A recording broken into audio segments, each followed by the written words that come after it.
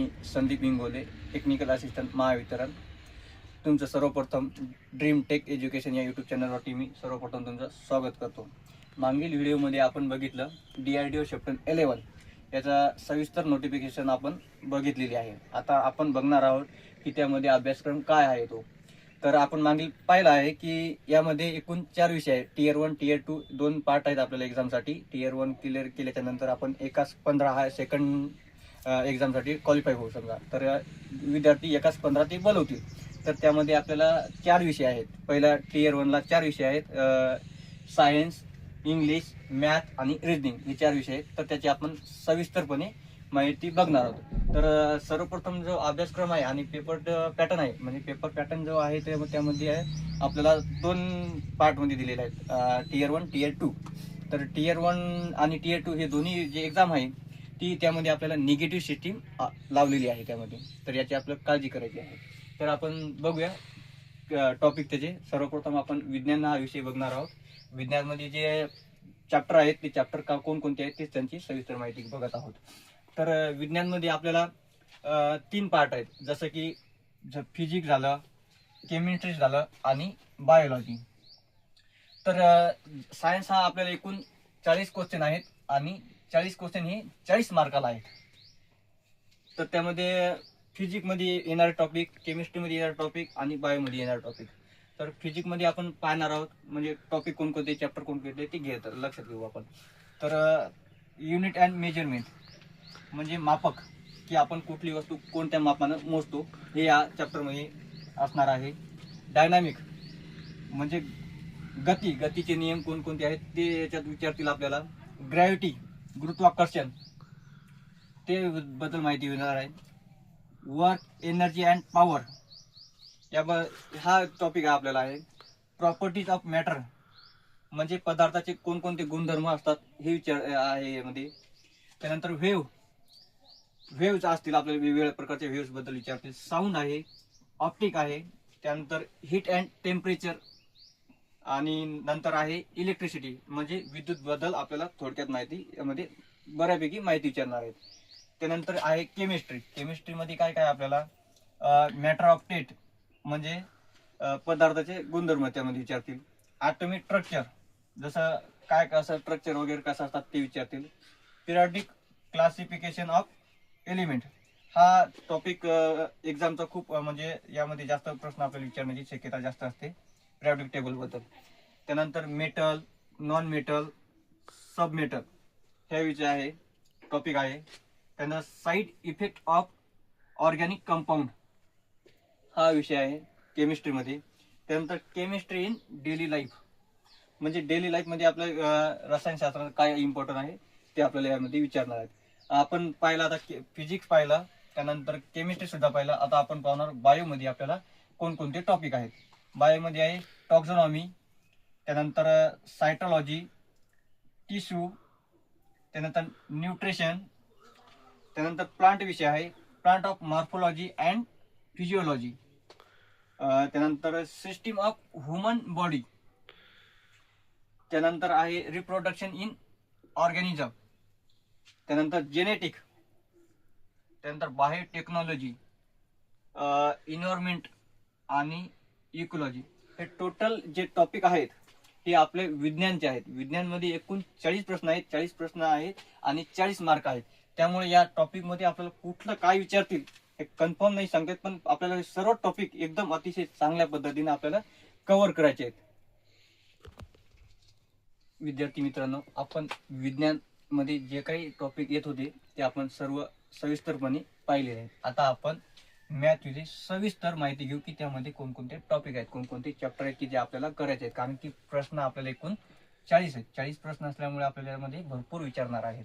तर त्यामध्ये जे आहेत टॉपिक Tier 1 साठी आपल्याकडे 4 सब्जेक्ट आहेत, विज्ञान, मॅथ, रिजनिंग आणि इंग्लिश. आणि आपल्याला हे 4ही टॉपिक आपल्याला कम्प्लीट पद्धतशीर करायचे आहेत. कारण की आपल्याला टोटल एक मार्क भरपूर आहेत. यामध्ये 40 प्रश्न आहेत प्रत्येकाला मध्ये.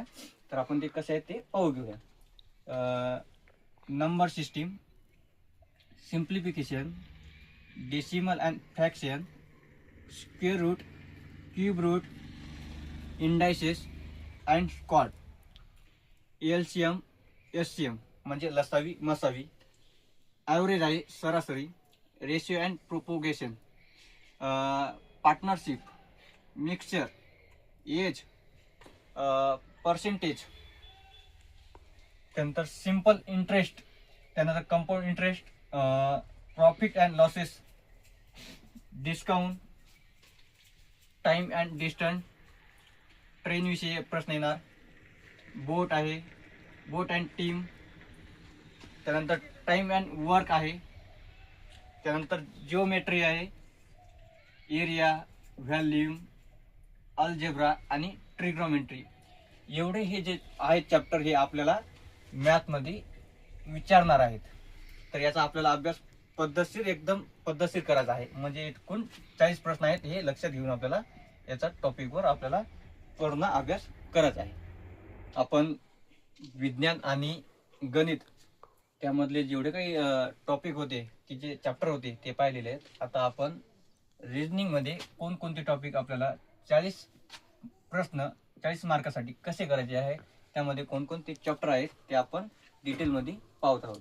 त्यामध्ये आहे अल्फाबेट टेस्ट, त्यानंतर कोडिंग डिकोडिंग आहे, direction and test, blood relation, ranking test, sitting arrangement, analogy आहे, सिरीज आहे, missing term, classification, syllogism, counting of figure म्हणजे यामध्ये आपल्याला डायग्राम कसे असतील त्या पण विचारतील, mathematical operation, mirror and water image, paper folding and cutting, Venn diagram, dice, calendar, clock. हे जे काय आहेत हे रिजनिंगमध्ये येणारे चॅप्टर आहेत की जे आपल्याला DRDO यामधले क्वेश्चन विचारणार आहेत. तरी आपल्याला हे जे आहे रिजनिंग एकदम पद्धतशीर सर्व चॅप्टर करायचे आहेत. विज्ञान, मॅथ आणि रिजनिंग याचे टॉपिक बघितलेले आहेत. आता आपण पाहणार आहोत इंग्लिश, की जो थोडा आपल्यासाठी थोडा किचकट म्हणा किंवा थोडा अवघड किंवा मग आपण त्याच्याकडे थोडं दुर्लक्ष केलेला हा थोडा विषय आहे. पण आपल्याला DRDOनी यामध्ये दिलेला आहे, त्यामुळे आपल्याला याला थोडा हँडलच करावं लागणार आहे.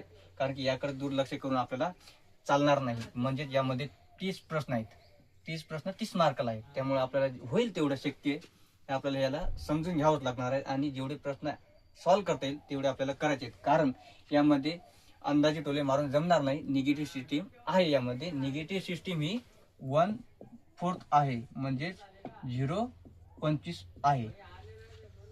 तरी आपण यामध्ये कोणकोणते टॉपिक आहेत ते पाहू. यामध्ये सर्वप्रथम आपल्याला टेन्सवर प्रश्न विचारतील, त्यानंतर सब्जेक्ट व्हर्ब अरेंजमेंट यावरती या विचारतील, आर्टिकल, ए अँड द, एखादा सेंटेन्स देतील त्यामध्ये आपल्याला कसा कुठं कोणता शब्द यामध्ये आर्टिकल लावू शकतो किंवा बसू शकतो आपण, ते आपल्याला इथे टाकायचं आहे.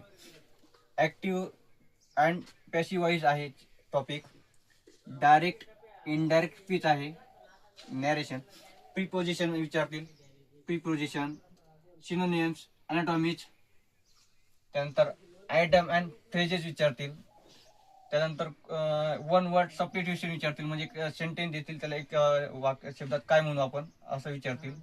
त्यानंतर एरर डिटेक्शन, सेंटेन्स करेक्शन, म्हणजे थोडं वाक्य देतील त्यामध्ये वाक्यामध्ये आपल्याला विचारतील की इथं काय चुकीचं आहे काय बरोबर आहे ते करेक्ट सेंटेन्स करा हा विचारतील. त्यानंतर क्लोज टेस्ट विचारतील, रीडिंग अँड कम्पॅरिझन हे आपल्याला विचारतील. तर हा अशा प्रकारे आपण हा सर्व डिटेल्स सिलेबस DRDOचा आपण पाहिलेला आहे. पुन्हा सांगतोय मी की DRDOने आपल्याला Tier 1 आणि Tier 2 ठेवलेला आहे.